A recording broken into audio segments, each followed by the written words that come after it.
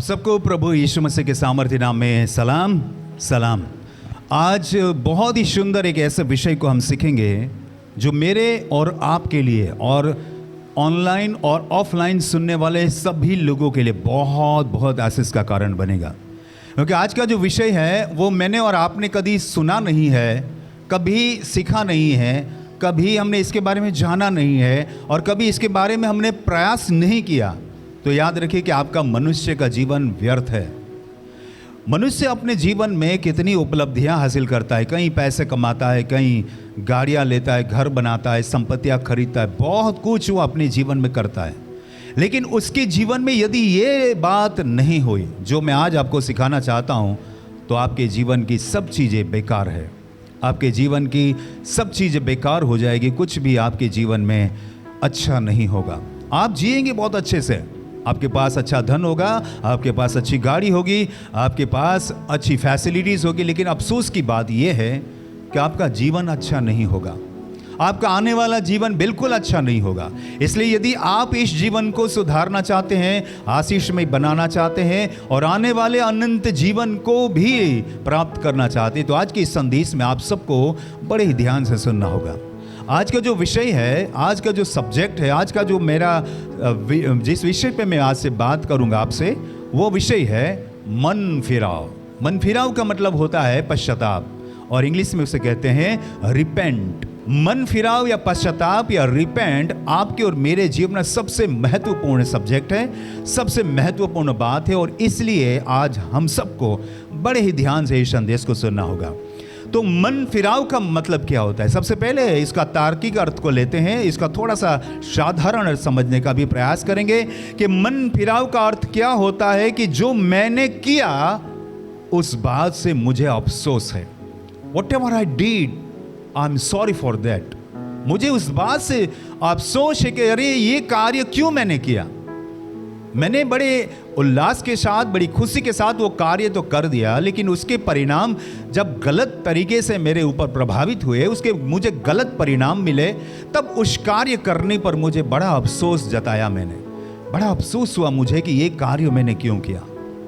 और वो जो अफसोस जताना है उसका मतलब ये होता है कि ये कार्य मैं कभी नहीं करूँगा, क्योंकि इस कार्य से मुझे बड़ा ही दुख हुआ है, बड़ी मुश्किल आई है, बड़ी ही मुझे उसमें नुकसान हुआ है, और ये कार्य अब मेरे लिए सफलता वाला नहीं है, अच्छा कार्य नहीं है, और ये कार्य कभी मैं नहीं करूँगा। इस बात का निश्चय करना, उसको कहते हैं मन फिराव या पश्चाताप या रिपेंट। यानी कि जिस कार्य से आपको हानि हो रही है, आपको नुकसान हो रहा है, वो कार्य क्यों करना है, चाहे वो भौतिक तरीके से हो। मान लीजिए किसी जगह पे आपने कुछ पैसे इन्वेस्ट कर दिए और आपके पैसे डूब गए, तो आप यकीनन इस बात पे विश्वास कर लोगे कि जहां तहां पैसा नहीं इन्वेस्ट करना है, क्योंकि ये पैसा डूब गया तो मेरे पास जो पैसा है वो भी चला जाएगा और मैं कर्जदार बन जाऊंगा। तो आपने कान पकड़ लिया है कि अब ये पैसा मैं इधर उधर यहाँ वहाँ नहीं डालूंगा, और मैं सही रीति से बैंक में डालूंगा या कोई भी अच्छी प्रोग्रेस वाली चीज़ होगी वहाँ पर इन्वेस्ट करूँगा। लेकिन जहाँ पर डबल होने की या ऐसी कुछ चीज़ें आती है वहाँ पर मैं नहीं करूँगा ऐसा इन्वेस्टमेंट। उस बात पे अब निश्चय कर लोगे कि अब ये काम मैं नहीं करूँगा।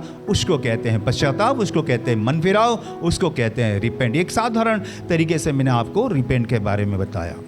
मन फिराव का दूसरा एक अर्थ क्या होता है, मैं आपको बताना चाहता हूं कि अपने आप की गलती का एहसास करना। दूसरों की गलतियों को बहुत हम निकालते हैं कि इसकी ये गलती है, इसकी ये गलती है, ये भाई ये काम कर रहा है, इस तो ऐसा गलत कर रहा है। हम हमेशा अपनी दृष्टि दूसरों के ऊपर रखते हैं और दूसरों की गलतियों और नुक्स को बहुत जल्दी से ढूंढ लेते हैं। लेकिन अफसोस, मानवीय जीवन की एक बहुत बड़ी गंभीर बात यह है, कमजोरी ये रही है कि वो अपनी गलती को नहीं जान पाता, अपनी गलती को नहीं जान पाता। इसलिए कई बार वो गलतियां करता जाता है और जीवन में कई ठोकरों का सामना भी करता है।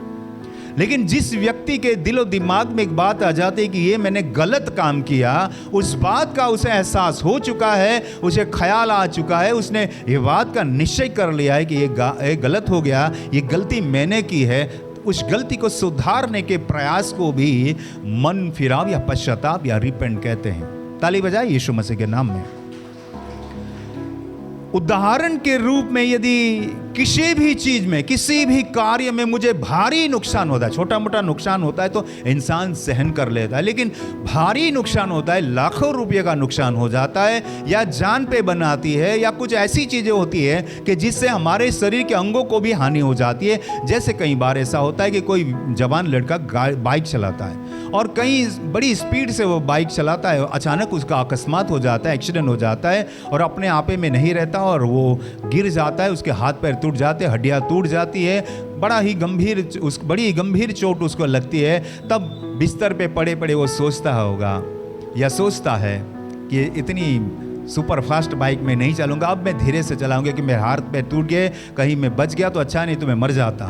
तो उस तरह से यदि अनकंट्रोल चीज़ हो जाती है, बहुत ही नुकसानकारक बात हमारे जीवन में हो जाती है, उस बात को हम समझ लेते हैं कि नहीं, ये बात मेरे लिए बड़ी ही नुकसानकारक है, बड़ी ही मेरे लिए फ़ायदेमंद नहीं है, ये मेरे लिए नुकसान का कारण बनती है, तो वो काम नहीं करना, उसको भी पश्चाताप या मन फिराव कहते हैं। मन फिराव का बहुत ही साधारण अर्थ मैं आपको बताता हूं। मन को फिरा लेना, मन मनाया है मैंने कि जैसे कि शराब पीने का मेरा मन हो गया तो मैंने मन को मनाने, नहीं अब ये मैं नहीं करूंगा, मेरे मन को, मेरे सोच को, मेरे विचार को मैं बदल देता हूं, उसको कहते हैं मन फिराव। और उसका आध्यात्मिक अर्थ होता है, मन फिराव का मतलब होता है हृदय परिवर्तन और जीवन परिवर्तन। ताली बजाओ यीशु मसीह के नाम से। आप एक पढ़े लिखे और समझदार इंसान हैं। हर व्यक्ति, आज का आधुनिक व्यक्ति बड़ा विद्वान व्यक्ति है और कभी अपनी नुकसानी नहीं चाहेगा। पहले के ज़माने के लोग अनपढ़ होते थे, उन्हें ज़्यादा कुछ मालूम नहीं होता था, तो वो बहुत सारी चीज़ें ऐसे करते थे कि जिसके कारण उनका क्या हो रहा है उनको कुछ पता नहीं। लेकिन आज बड़ा पढ़ा लिखा इंसान अपने सुख दुख के बारे में समझ सकता है, अपने नफ़े नुकसान के बारे में समझ सकता है। और आज के पढ़े लिखे लोगों को मैं ये कहना चाहता हूँ कि आप अपने नुकसान चाहोगे? क्या आप कभी भी अपना नुकसान चाहोगे? तो आप कहेंगे दिलो दिल मनोमन से, नहीं भाई, मैं अपना नुकसान नहीं चाहता। यदि आप अपना नुकसान नहीं चाहते हैं, भौतिक रीति से पैसे का नुकसान नहीं चाहते, किसी संपत्ति का नुकसान नहीं चाहते, किसी शरीर के अंगों का नुकसान नहीं चाहते, तो आपके आत्मा का नुकसान क्यों चाह रहे हो? आप इतने समझदार होते हुए भी आपकी आत्मा का नुकसान क्यों चाह रहे हो? आपकी आत्मा नाश में जा रही है। आप शराब के चक्कर में पड़े हो, आप व्यभिचार के चक्कर में पड़े हो, आप मूर्ति पूजा के चक्कर में पड़े हो, आप ये धर्म वो धर्म के चक्कर में पड़े हो। आप कब समझोगे?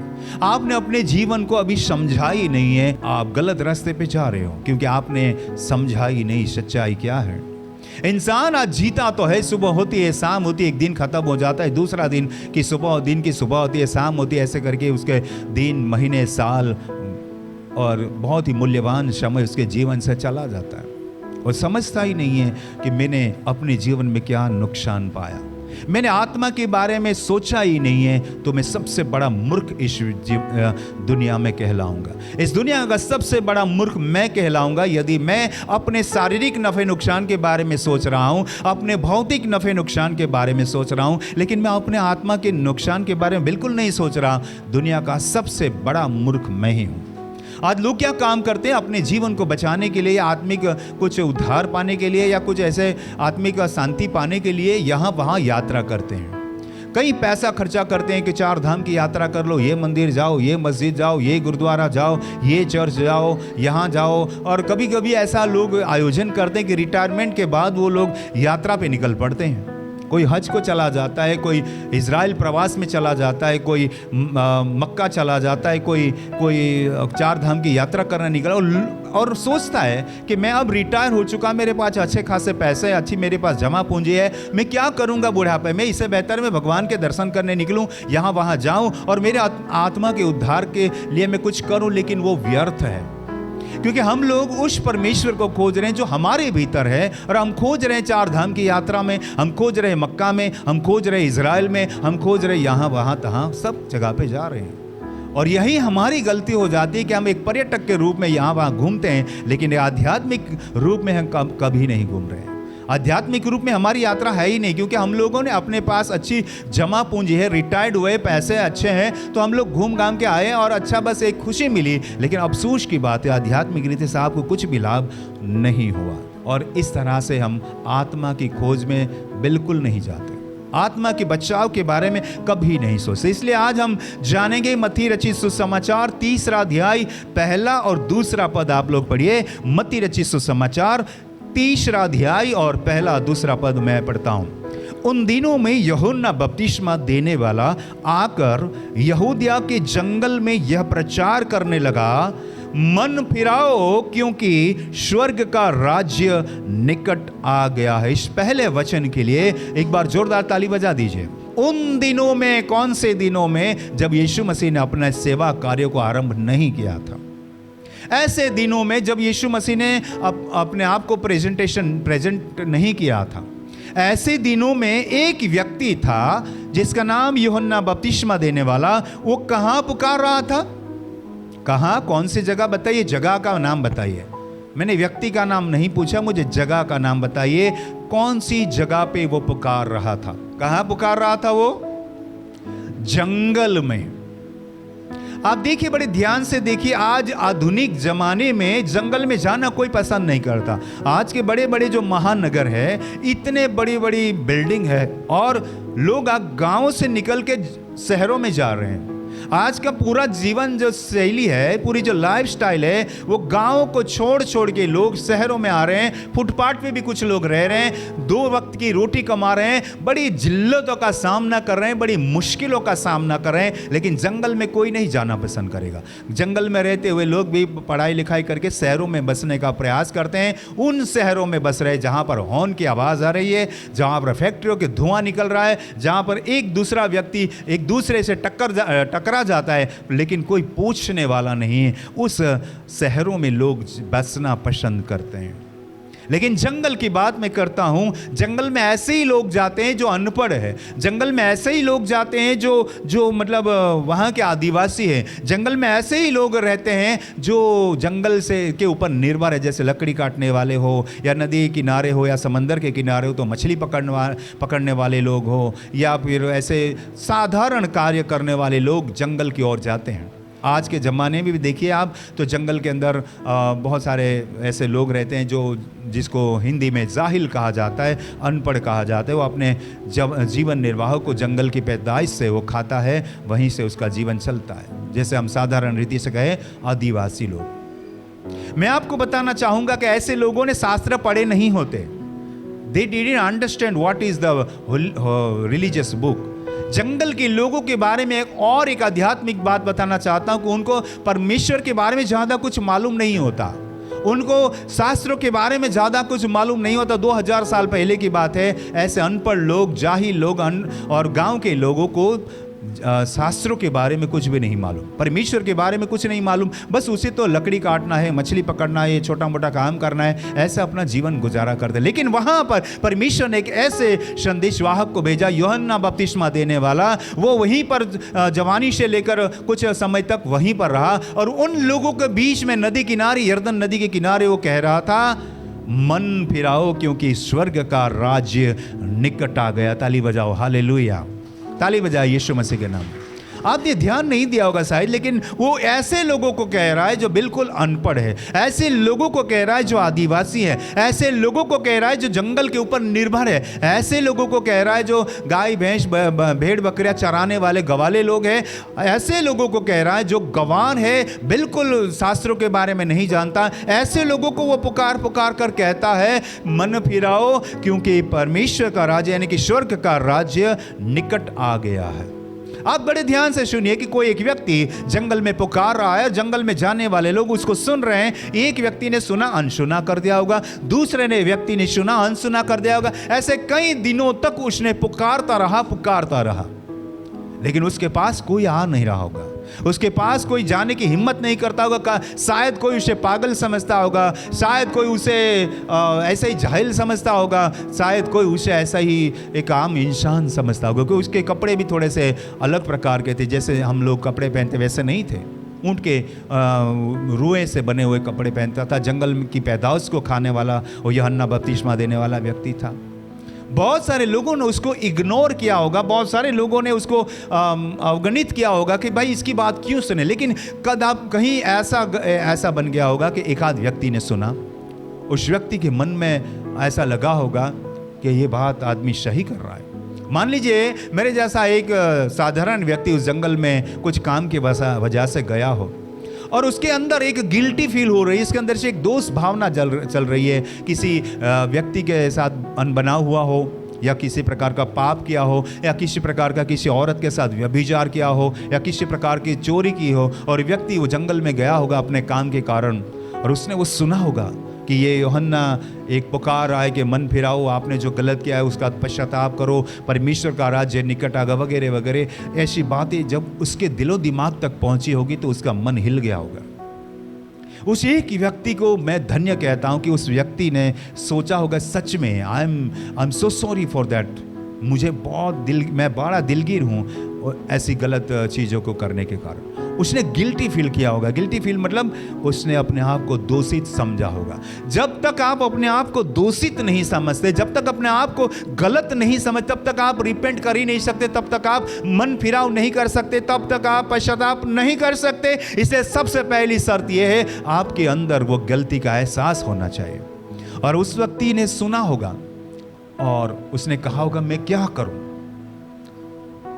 मैं क्या करूं गुरुजी, मैंने ये गलत काम किया है, मैंने किसी औरत के साथ अपना अफेयर किया था और ऐसा किया था वैसा किया था, मैंने चोरी किया था, मैंने शराब पिया था, मैंने ये गलत कहा, आज मेरा दिल दुख रहा है, मैं क्या करूं। तब यूहन्ना ने कहा होगा भाई तेरा मन बहुत दुखी है ना, एक काम कर, यहाँ यरदन नदी बह रही, बहुत बड़ी नदी बह रही है, इस नदी में आ, मैं तुझे नहला देता हूँ। मैं समझा रहा हूँ आपको थोड़ी साधारण भाषा में। और उसने उसको अंदर ले गया होगा, उसके लिए प्रार्थना, क्योंकि हे पिता परमेश्वर, ये व्यक्ति आपके सामने और मेरे सामने अपने पापों की माफ़ी मांग रहा है, परमेश्वर तू अपने स्वर्ग से इसको माफ़ कर दे। और उसको डुबोया होगा, निकला होगा और सांकेतिक रूप में उसको नहला दिया, उसको शुद्ध कर दिया शारीरिक रूप में और आध्यात्मिक रूप में उसने प्रार्थना करके दिया। वो बड़ा ही उल्लासित होता हुआ, झूमता हुआ, नाचता हुआ अपने गाँव में, अपने उस जगह पे गया होगा और लोगों ने उसके चेहरों को देखा होगा। ये भला आदमी तो बड़ा ही गमगीन रहता था, बोलता नहीं था, पता नहीं क्या चिंता में, आज क्यों इतना खुश और आनंदित है। उसे लोगों ने पूछा होगा भाई क्या हुआ, क्या हुआ, क्यों तू इतना खुशहाल है, इतना ऐसा खुशहाल क्यों है। उसने कहा होगा उस जंगल में एक व्यक्ति मुझे मिला, उसने कहा मन फिराओ, स्वर्ग का राज्य निकट है। मेरे अंदर ये भाव हुआ, मैंने भी सोचा कि मैं भी शुद्ध हो जाऊं, परिशुद्ध हो जाऊं, और उसको मैंने कहा कि भाई साहब मैंने ये गलत काम किया, आप मेरे को बचाइए। उसने मुझे यरदन नदी में लेके गया, उसने मुझे नहला दिया। आज मैं शरीर से भी शुद्ध हो गया हूं, मन से भी शुद्ध हो गया हूं, आत्मा से भी शुद्ध हो गया हूं। आज मैं बिल्कुल ठीक और भला हो गया हूं। आज मेरे मन के अंदर की सारी कड़वाहट चली गई है, आज मेरे दिलो दिमाग से सारी बुराइयां चली गई, आज से मैं अच्छा इंसान बन के जीऊंगा। उस बात को सुन के दूसरे व्यक्ति ने सोचा होगा क्या बात है, ऐसा होता है, अरे तू चल। ऐसे करती भीड़ की भीड़ लग गई, ताली बजाओ यीशु मसीह के नाम से। एक व्यक्ति ने अपने मन के अंदर यह सोचा कि मैं गलत हूं, I am so sorry for that, I am wrong, मैं गलत हूं। एक व्यक्ति के पश्चाताप के कारण सैकड़ों लोगों ने यूहन्ना के पास आने का प्रयास किया और यूहन्ना पश्चाताप कराने का बपतिस्मा देता था। मुझे और आपको पहले इसी का बपतिस्मा चाहिए, इसी से परिशुद्ध होने की आवश्यकता है। बपतिस्मा का जो इब्रानी वर्ड होता है उसका अर्थ होता है शुद्ध होना। आपको आज पूरे विचारों से शुद्ध होना होगा, आपकी सोच से शुद्ध होना होगा, आपके मन से शुद्ध होना होगा, बाद में आप अपने शरीर से भी शुद्ध हो जाइए। आपके शरीर में शराब जा रहा है, आपका शरीर भी गंदा हो रहा है, आपकी किडनियां भी खराब हो रही है, आपकी अतड़ियां भी खराब हो रही है, आपके विचार भी खराब हो रहे हैं, आपका परिवार भी दुखी हो रहा है, सब रीति से आप खराब हो रहे हैं, अशुद्ध हो रहे हैं। इसलिए प्यारे दोस्तों, मैं ये वचन के द्वारा ये कहना चाहता हूं कि जिसने कभी सोचा भी नहीं होगा, जिसने मंदिर की ओर देखा भी नहीं होगा, मैं तो बड़ा पापी व्यक्ति हूं, मैं मंदिर क्यों जाऊं, मुझे अपने आप में बहुत घिन आती है, मैंने गलत काम किया, मैंने किसी व्यक्ति औरत के साथ ऐसा गलत व्यवहार किया, व्यभिचार किया, मैं परमेश्वर के दर पे नहीं जा सकता। उसी गमगीनी के कारण वो जंगल में गया होगा, शायद वो आत्महत्या करने गया होगा, शायद वो नदी में डूब के मरने के लिए भी गया होगा, शायद वो गले में रस्सा डाल के उस झाड़ पेड़ पे लटकने के लिए भी मरने के लिए, कुछ भी कारण हो सकते हैं, मैं नहीं बता सकता, लेकिन बहुत सारे फैक्टर हो सकते हैं, बहुत सारे कारण हो सकते हैं, लेकिन वो बच गया।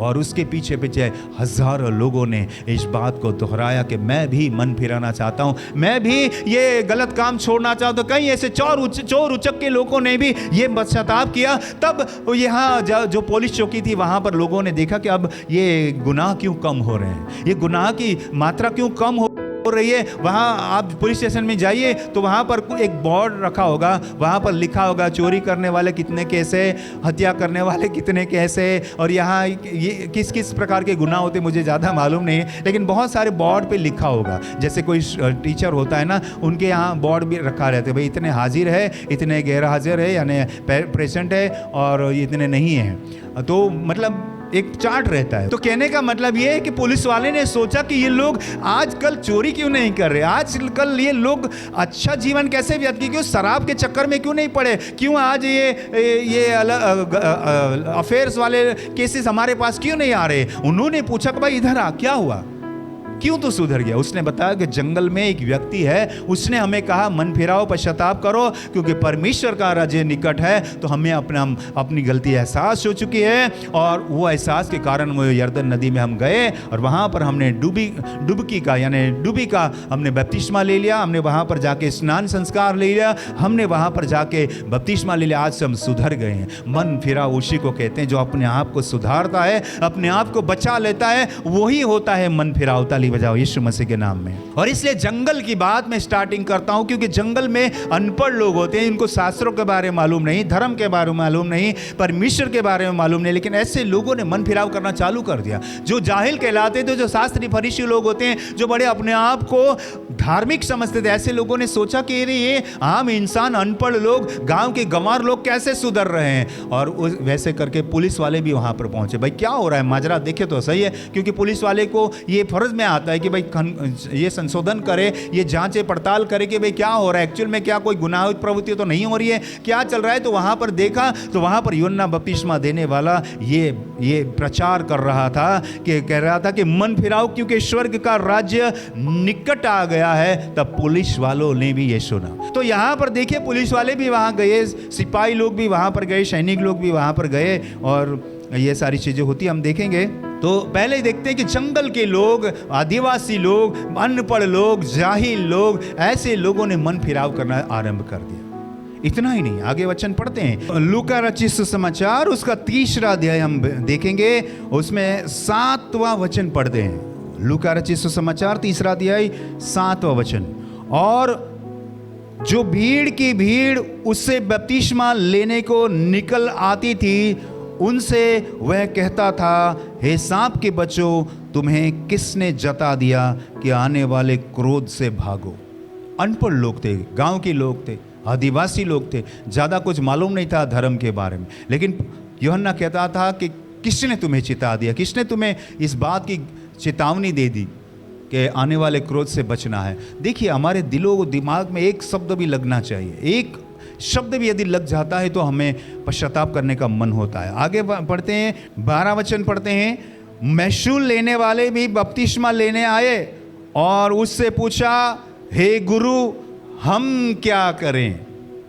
देखिए साधारण लोगों से शुरुआत हुई, बहुत ही आम लोगों की शुरुआत हुई। उसके बाद धीरे धीरे लोगों की भीड़ जाने लगी। तब एक के बाद एक दूसरे लोग भी आने लगे, और चुंगी लेने वाले या महसूल लेने वाले यानी टैक्स कलेक्टर, आजकल तहसीलदार या तलाटी जो भी हम बोलते हैं, जो टैक्स लेते हैं, गांव का कुछ टैक्स लेते हैं, वे पढ़े लिखे लोग भी आने लगे उसके पास और कहने लगे, हे गुरुजी हम क्या करें।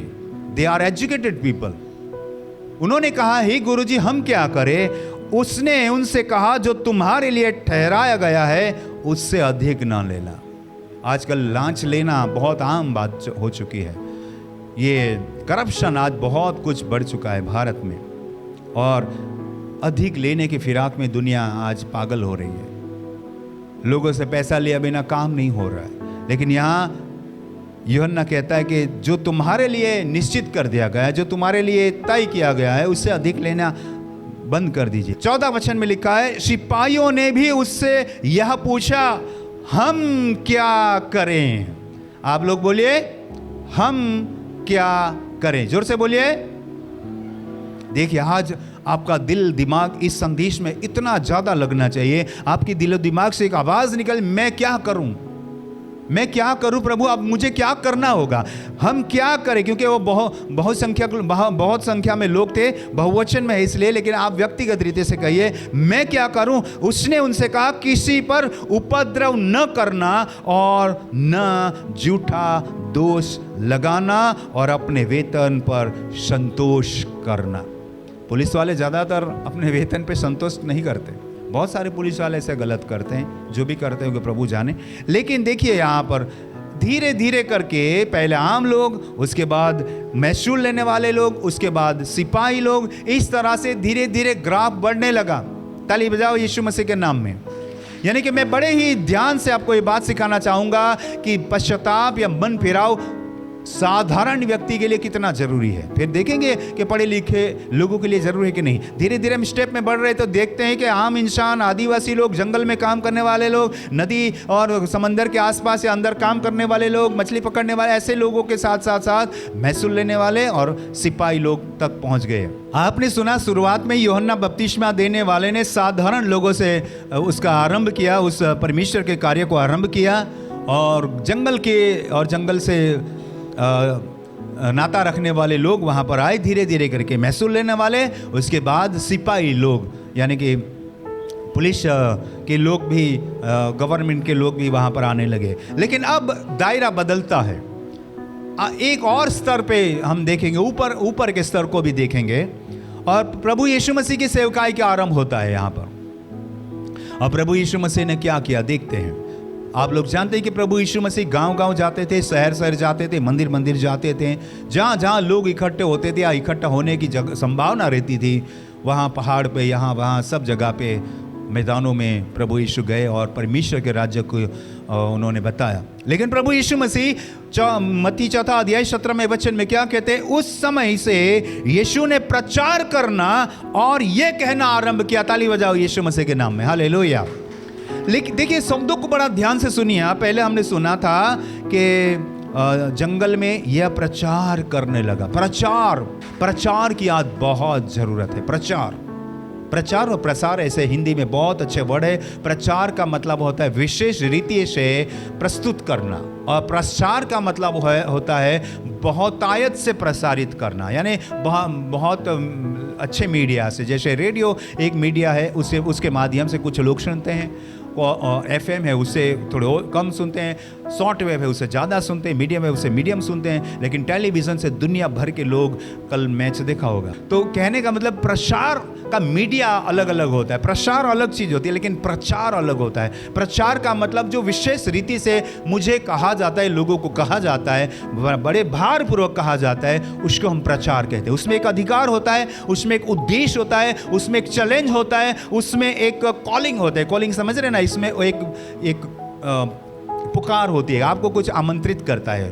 तो प्रचार करते हैं प्रभु यीशु मसीह, और लिखा है उस समय से यीशु ने प्रचार करना और कहना आरंभ किया, मन फिराओ क्योंकि स्वर्ग का राज्य निकट आया है। ताली बजाओ यीशु मसीह के नाम में।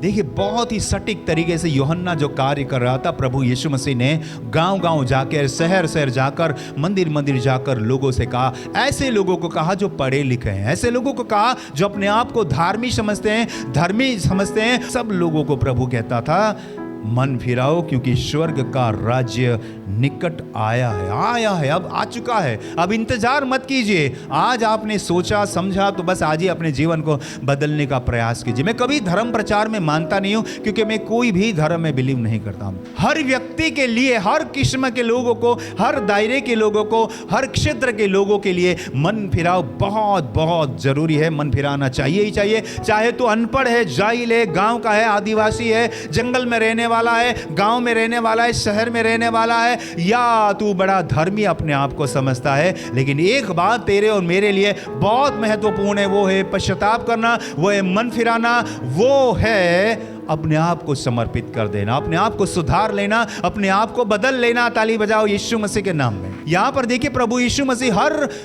तबके के लोगों से बात कर रहे हैं। पहले यूहन्ना ने साधारण लोगों से शुरुआत किया, फिर उसके बाद धीरे धीरे करके जो अपने आप को बड़े धर्मी समझते थे ऐसे लोगों तक प्रभु यीशु मसीह ने परमेश्वर की बात कही, परमेश्वर के वचन की बात कही और कहा मन फिराओ क्योंकि स्वर्ग का राज्य निकट आया है।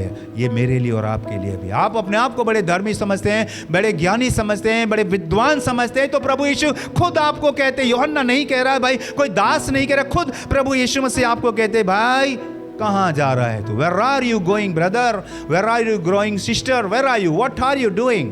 क्या कर रही है आप? क्या कर रहे हो आप गलत जा रहे हो, आपकी विचारधारा गलत जा रही है, आप मूर्ति पूजा के पीछे जा रहे हो, आप व्यसन के पीछे जा रहे हो, आप इसके पीछे जा रहे हो, आप उसके पीछे गलत जा रहे हो। Your path is wrong path. आपका रास्ता बड़ा ही गलत रास्ता है। मन फिरा दीजिए, आपका जीवन बदल दीजिए, ये सारी चक्करों में से निकल आइए। चलिए देखते हैं आगे। प्रभु यीशु मसीह ने खुद कहा मन फिराओ क्योंकि स्वर्ग का राज्य निकट है। यानी कि मैं ये कहना चाहता हूं कि हर व्यक्ति को पश्चाताप की जो क्यों जरूरत है, बाइबल इसके लिए पौलुस एक बहुत अच्छी बात करता है। रोमियो की पत्री 3 अध्याय 23 पद को हम पढ़ेंगे। बहुत ही ध्यान से आप इस वचन को पढ़िए और आपके बाइबल में इसको अंडरलाइन करना भी जरूरी है, क्योंकि ये मेरे और आपके लिए बहुत ही चेतावनी देने वाला वचन है।